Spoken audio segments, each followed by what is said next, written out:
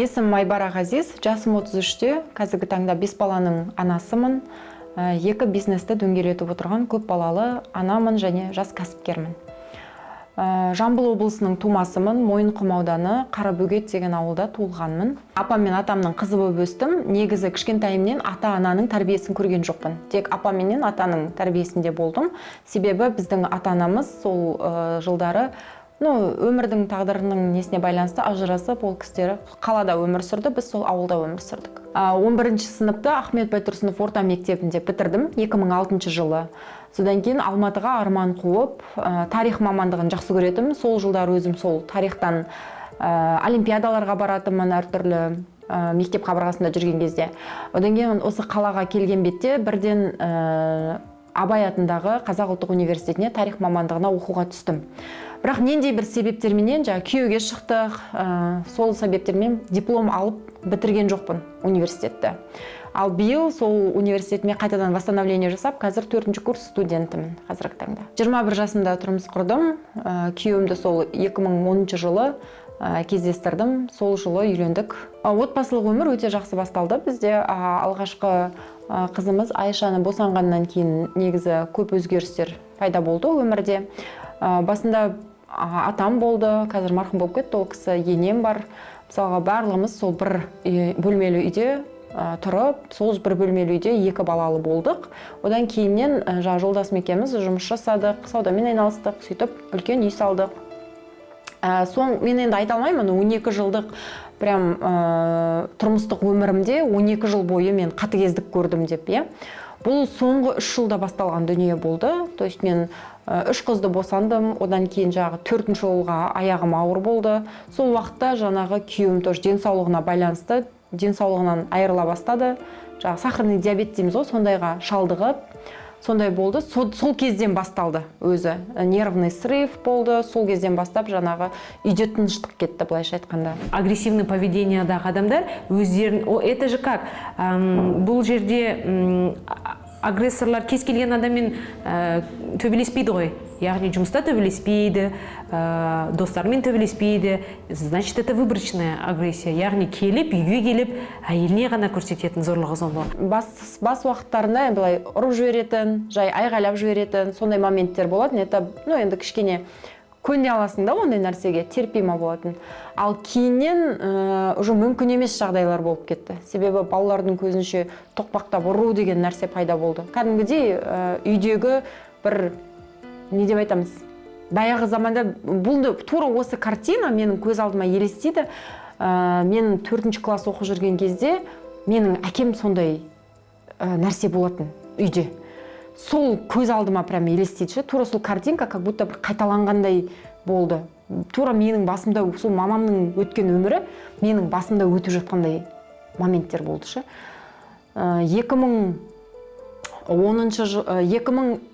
2010 жылы біз кездестік, ол кезде қыз бен жігіт болдық. Мысалға, біз ешкім ойламайды ғой, что менің өмірім осындай болып кетеді. Менің аяқ астынан армандарым барлығы осылай таудай шағылып қалады деп ешкім ойламайды ғой, мысалға, қарап отырсаңыз. Бәріміз бір арман, бір үміт қуалаймыз, бәріміз бір надеждамен өмір сүреміз ғой, мысалға. Мен енді 5 баланы жайдан-жай тумаған шығармын, неге ол 1-ші жылдан сондай маған қатыгездік көрсетсе, ондай адамнан бірден адам кетеді ғой, былай қарап отырсаңыз. Көп адамдардың сұрағы сол жерде болады, 5 бала неменеге тудың онда дегендейші. Ал мен айтар едім, мен басында мынандай болды, 3 қыз болды ғой. Ұл тусам қояды деген болды да. Одан ұл туылды, оның артынан 2-ші ұл туылды. Наоборот, бірінің үстіне бірі үдеп кетті. Физикалық зорлық-зомбылық болған жағдайда әйел адамдарға өте қиын. Себебі иерархия Маслоу бойынша қарастыратын болсақ, ең бірінші ол потребность, ең бірінші ол потребность безопасности. Яғни, егер если эта потребность нарушена, то ол әйелдің өзіне және оның ұрпағына және бұл өмірге деген сенімі жоғалтады. Сондықтан бұл жерде өте қатты үлкен травматизация болған. Осыған дейін, мысалға, мен айтатынмын, мені ұрды, мен осындай жағдайға түстім, мен 5 баламен далада қалды, маған көмектесіңдер. Сондай состоянияда болатынмын да. Енді осы 1,5 жыл бойы мен мысалы өзіме жұмыс істеп келе жатырмын психолог мамандармен, сол кезде менде мынандай бір ой келді да бір күні. Өзімнің жағдайыма сол жағдайдан шығып сырттан қарасам дегенше. Сол кезде өзімді сырттан қараған кезде мен қызымның состояниясын көз алдыма елестеттім мысалға. Өте ауыр жағдай, білесіздер ме? Мамасының сондай состоянияда тұрғанын, әкесінің мамасын ұрып жатқанын көріп өскен бала, ол уже дайын да сондай өмірге. Кейін өскенде де ол соған көніп, это норма болады да оған, ол үшін. Соны ойладым да, мен балаларымның тағдырын мен бүйтіп қорғылып қоймайды екем. Мейлі, өмір бақи бір күйеусіз өтсем өтейін, бірақ мен балаларыма көмектесуім керек. Қазірден мен балаларыммен жұмыс жасауым керек. Ол үшін мен бірінші өзім адам қатарына дұрыс ойлайтын, миында травмасы жоқ, сондай состояниядан шығуым керек мен мысалға да. Сол жөнінде өзіме шешім қабылдадым, шынын айтқанда. Соңғы рет ұрған кезде енді ол адам малды да үйтіп ұрмайтын шығар адам. Атып шығып, сен деген анау-мынау деп маған сондай бір претензиялар болды. Айбараның бізге келген уақыты кешкі уақыт болатын, 6-дан кейін. Шапалақпен тартқан кезде ана қазан ұстап тұрғам ғой, қазан пазанымен артқа кетем ғой, жаңағы газдың үстінде. Одан да қиын зорлық болуы мүмкін. Бірінші ай маған ауыр болды өте.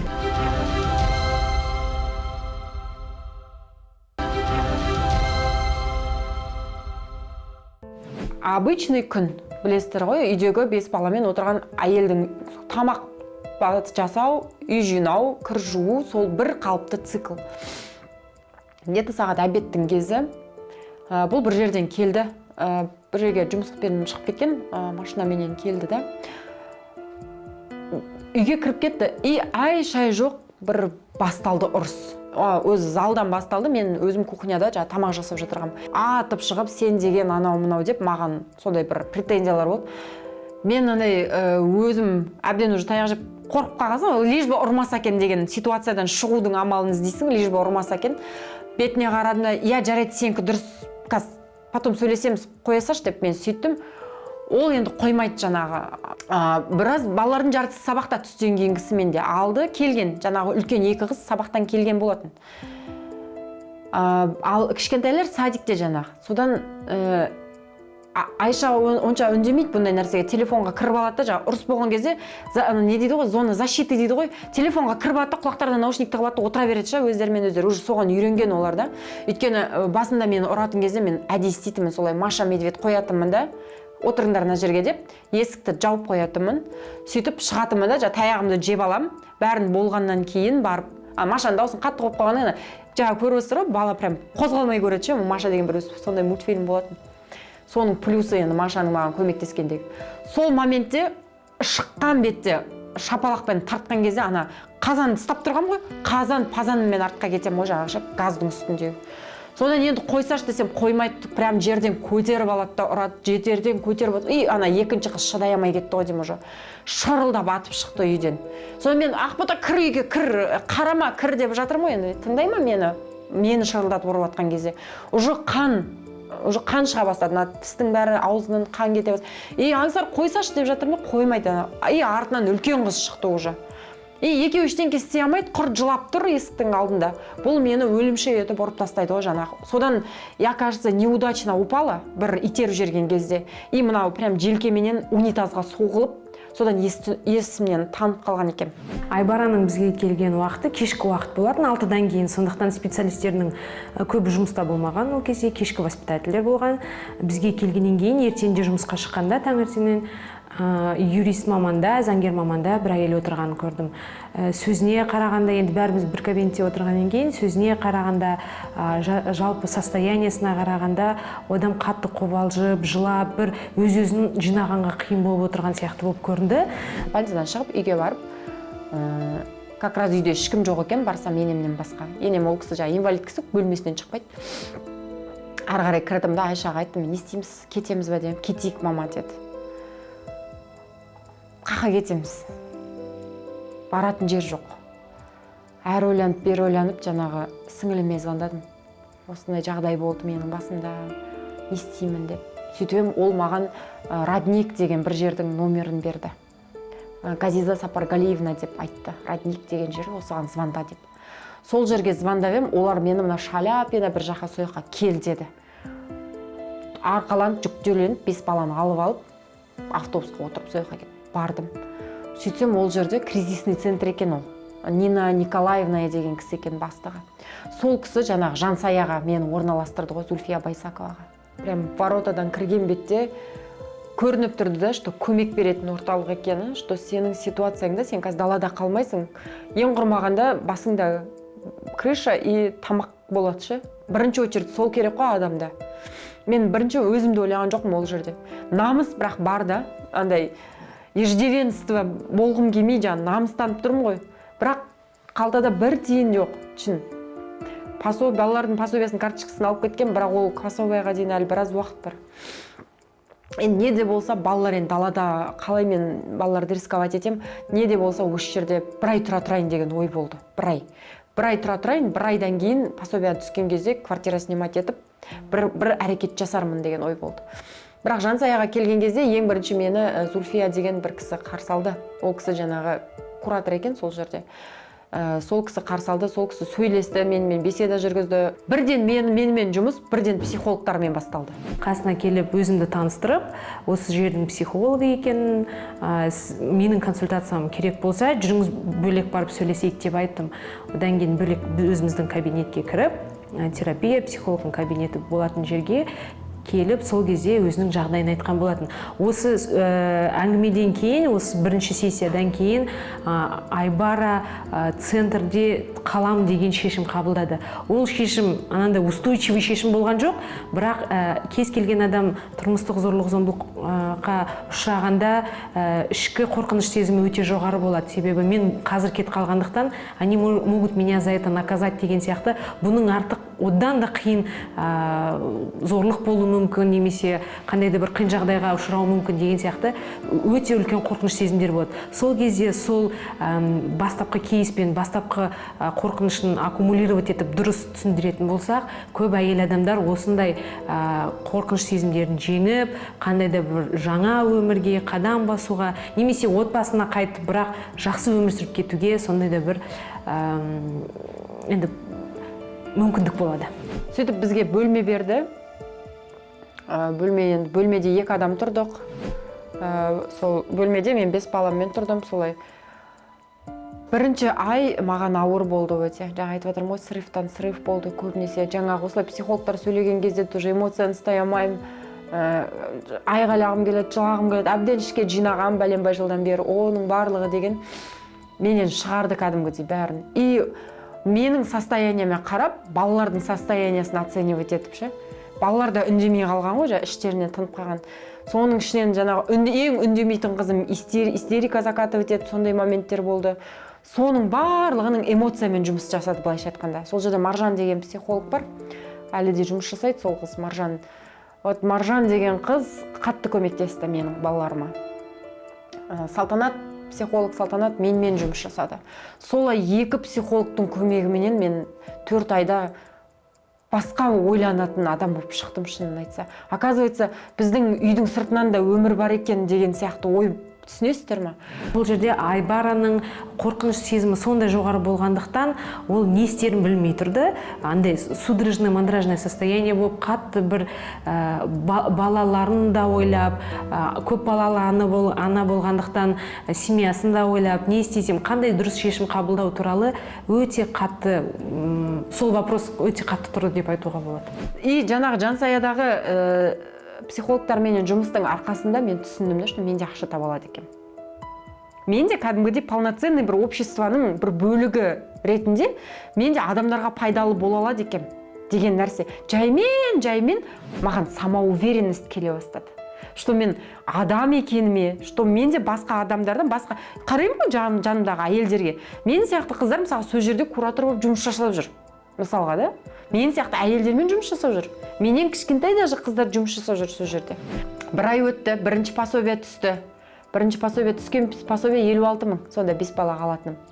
Қарадым жетпейді ештеңкеге. Әр ойланып, бер ойланып жатырмын. Тамақ тегін, жататын орын тегін, жансаяда. 56 мың жұмсамау керек болып тұр ғой енді. Әр ойланып, бер ойланып не істеймін? Қолымнан тігін келеді кішігірім. Каспий кезетке қарасам қымбаттау екен. OLX-қа кірсем 30 мыңға бір машинка тұр екен бытовой. Соны алайын дедім, бел шештім. 30 мың теңгені мен келесі бір айда уже шығардым. Енді ақшаның дәмін көргеннен кейін, ой болады екен дедім да. Ол кісіге рұқсат берілді, ол кісі өзінің тігін қойып, өзінің қандай да бір жұмыстарын істеп бастаған. Ұялып жүрмін, шын айтсам, қызымнан ұялып жүрмін, шынындай. Тегін тамақ, арам тамақ өмір жарамайды да енді. Шалбарын тігіп алу керек деген сияқты сол кезде Айбараға келіп, ақшасын төлеп. Тегін ба десем, тегін дейді. Мынандай анкетасы бар екен, оны толтыратын.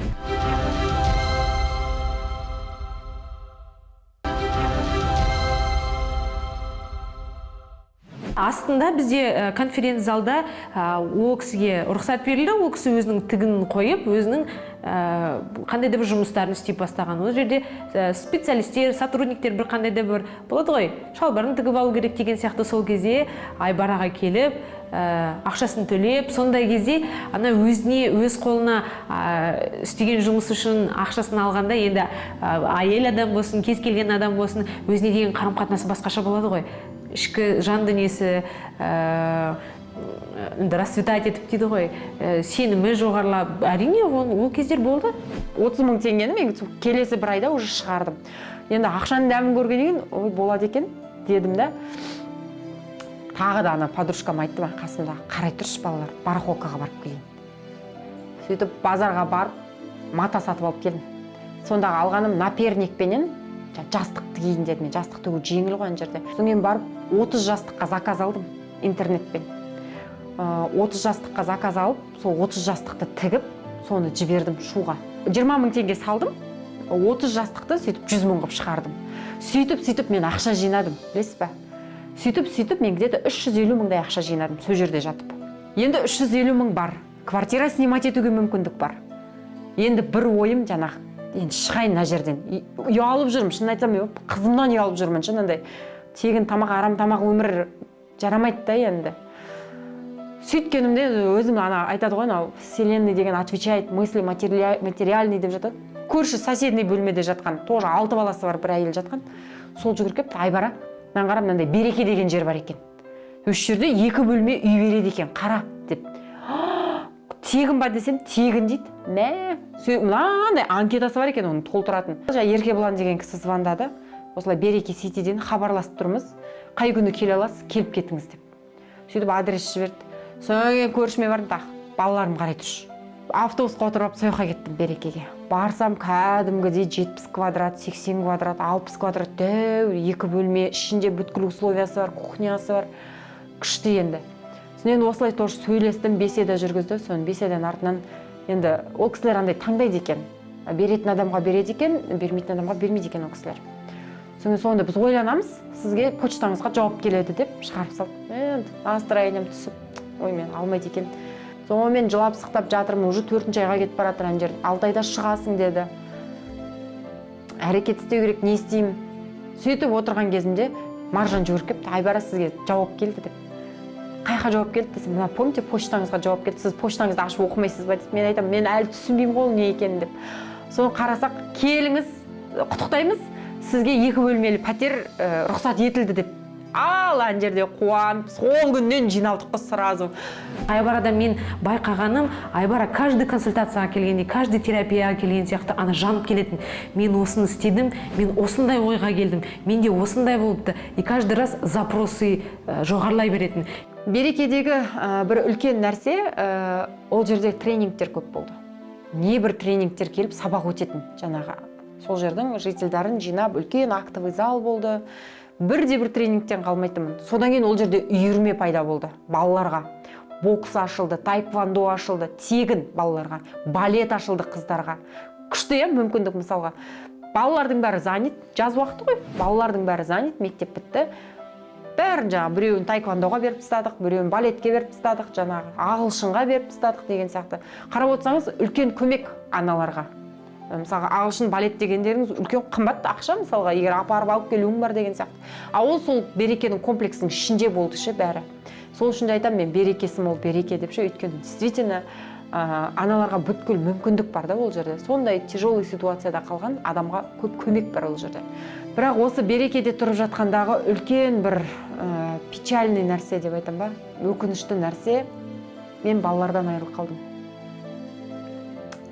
4 баланы келіп менен тартып алып кетті күйеуім. Кішкентай бала емшекте болғаннан кейін ғана қолымда қалды. Болды. Содан бері міне сізге өтірік маған шын қанша болды уже? 1 жыл болды ма? Соттасып жатырмыз. Әлі бітпейтін сот балалардың место жительствосына. Көрмегені, өмірдің қиыншылығын енді көрді ғой. Соған қарағанда өзімнің тағдырмен бұл кісінің тағдырын салыстырған кезде өте қиын жол болған сияқты деп ойлаймын. Бірақ өзінің балалары бар, сол балалар үлкен, өзіне деген күш қуат береді, бала деген мықты бір мотивация ғой өмірге деген. Сол үшін бұл кісі аяғынан тұрды деп ойлаймын. OLX-тан қарап отырып 2 машинка сатып алдым. Бір аверлок, 2 стачка бір стачка, бір аверлок сатып алдым жаңағы. Промышленный. OLX-та отырам, таныстарға жіберем, жаңағы группаға қосты деген сияқты, группаға чатқа жіберем, мен осындай тігем қыздар деген сияқты. Енді адамның сарафанный радио деген нәрсе жақсы жұмыс жасайды ғой, адамнан адам естиді, адамнан адам естиді. Сөйтіп бір сол жаңағы береке тұрған жерде, мәдениет деген жерде бір кісі көйлек заказ берді тойға. Өзіне және 5 қызы бар екен. 5 қызына көйлек заказ берді. Ең бірінші заказым сол болды, 100 000 болды сол заказым. Артынша бизнес бастау. Мемлекеттен берілетін қайтарымсыз грант 583 000-ның гранты басталады ғой. Соған оқу басталады. Сол жылы мен общем грант ұттым, сол грантта. 583 000 теңге ұттым грант. Сөйтіп оған тағы да үлкен бір машинка алдым, манекен алдым. Сөйтіп менің кәдімгідей кішігірім мини бір ателье болдым. Пятиниточный распашивальная машина деген болады, купальник тігетін. Ол кішкене қымбатырақ тұрады. 315 000 тұратын машине. Алтында айттым ғой, өзімнің бір стачкам, бір аверлогым болды ғой. Енді ана машине ол спецмашина. Қымбатырақ, әркімнің бір қолы жете бермейді, мысалға. Соны алдым, соңын жақсы портновский манекен алдым. Үстіне лекала жасағанға ыңғайлы. Осы 2020 жылдың мамыр айынан таныспыз, және ол дағдарыс орталығынан келді, Жансаядан. Келіп, осында мен жаңағы осындай грант бітіргенмін, грант алғанмын, оқығанмын.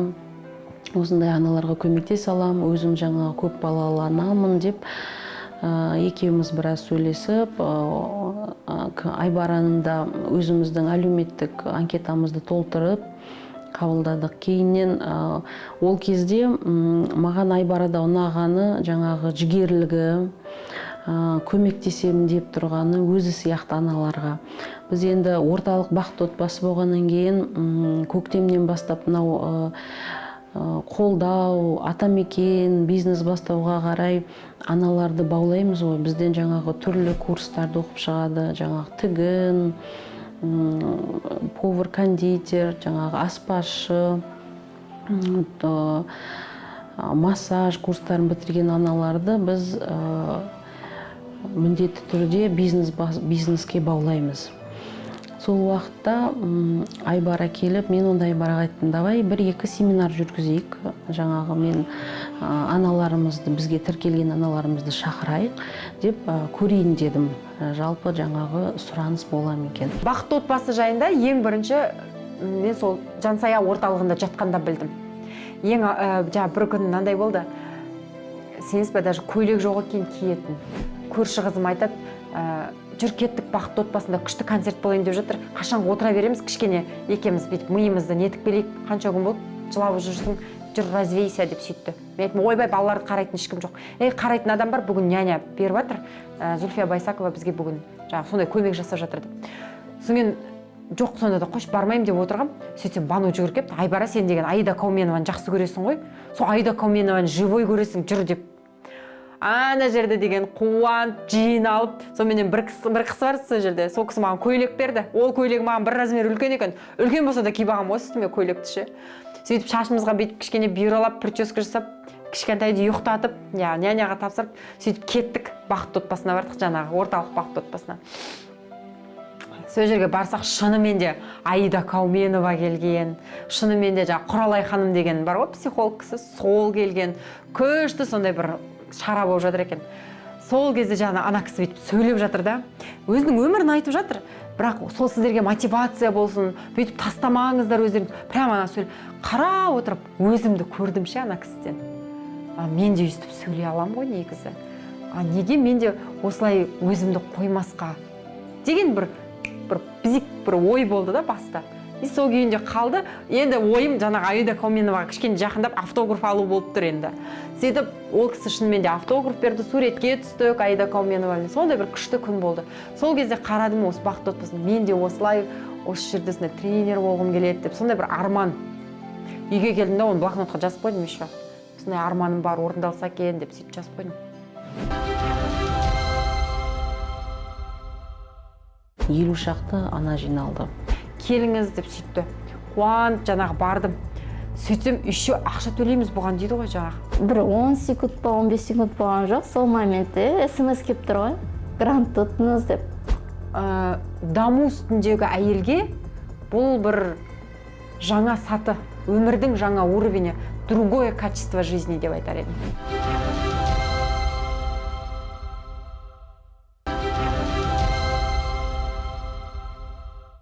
Айбараның көп балалы болғаны, жаңағы басынан сондай сынақтар өткені, соған мойымай алға шығып, оқып, басқа да аналарға көмек берілгені маған ұнады. Сөйтіп семинарға күнді қойдық, ол мамыр айының басы болды. Шатаспасам осы 9 майдан кейінгі 11 күні бастадық. Сол уақытта аналар келді. Бізде мына конференц-залда орталықта 50 шақты ана жиналды.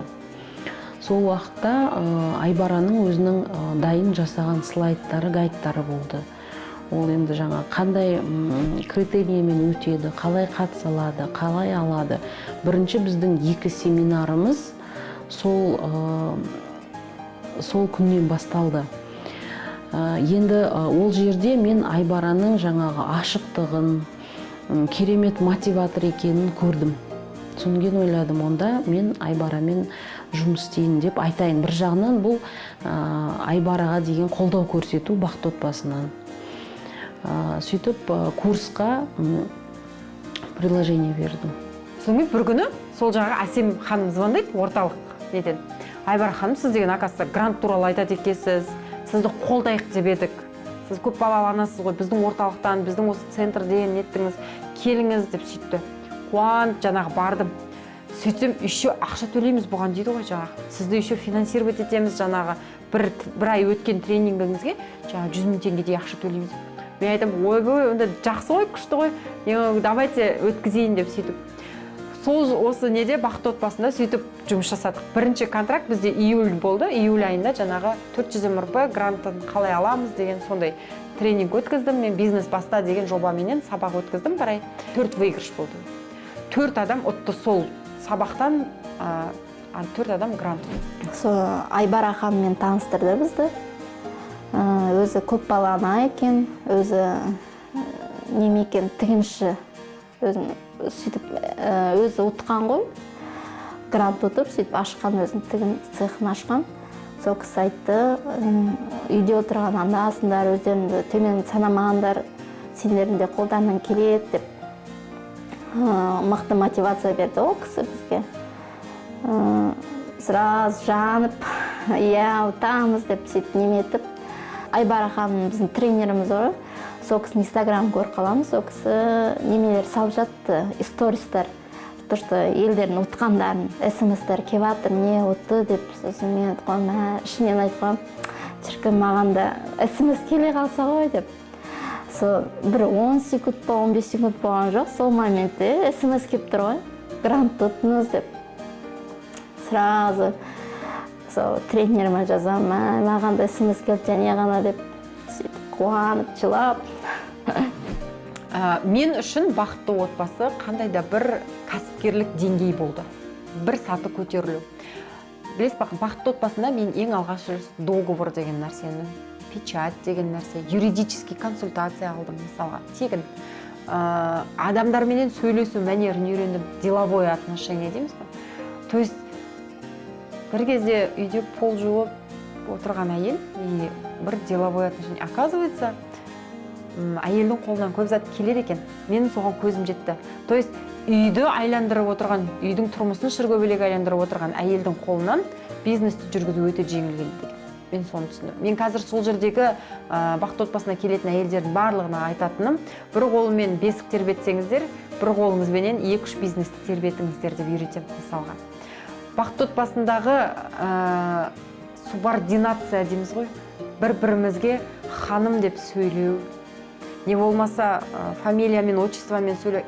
Элементарно мүмкін біреуге бұл қалыпты жағдай шығар, бірақ даму үстіндегі әйелге бұл бір жаңа саты, өмірдің жаңа уровені, другое качество жизни деп айтар едім.